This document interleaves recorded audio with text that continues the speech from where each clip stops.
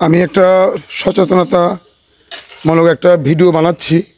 এই যে দেখেন একটা পিলার, আমাদের যারা গ্রাম্য ইঞ্জিনিয়ার আছে এই পিলারটা কেটে, এই গ্রাম্য ইঞ্জিনিয়ার এই পিলারটা কেটে ফেলছেন।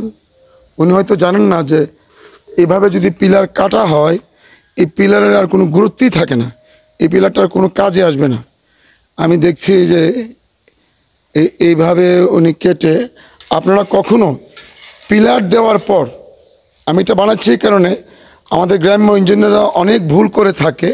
এই যে সম্পূর্ণ একটা পিলার, এই পিলারটাকে গোড়া থেকে কেটে, এটা কি বানাবে ভাই তোমরা? ভীম বানাবে। এটা কাটার অর্থ হলো যে এখানে তারা ভীমের রড জোড়া লাগাবে। যে ওনারা হয়তো গ্রাম্য ইঞ্জিনিয়াররা জানে না যে এইভাবে ভীম কেটে ভীম বানানো বা রড জোড়া লাগানো এটা সম্পূর্ণ ভুল, কিন্তু ওনারা দিব্যি করে যাচ্ছেন। এ মুরব্বি একটু সামনের দিকে সান মুরব্বি। না, আপনি তো গ্রাম্য ইঞ্জিনিয়ার, আপনারা যে কাজটা করলেন এই কাজটা তো ভুল করলেন না। কেন আপনি এটা কাটা দরকার কি? এভাবে দিয়ে দিবেন।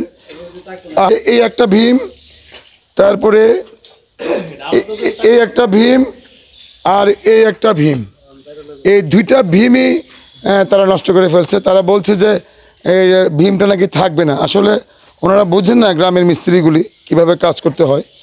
কিন্তু আমি আমার এলাকাবাসী যারা আছেন, আপনারা যখন বিল্ডিং তৈরি করবেন আপনাদের সচেতনতামূলক আমি এই কথাটি বলছি আপনাদের শিক্ষার জন্য। আপনাদের মিস্ত্রি যদি কখনো এরকম ভীম কেটে ফেলে আপনারা ভীম কাটতে দিবেন না। এভাবে যদি ভীম কাটে এই ভীমের কোনো কার্যকারিতা থাকে না। আমি মানবিক লিটন ভাই, আল্লাহ হাফেজ, সকলে ভালো থাকবেন।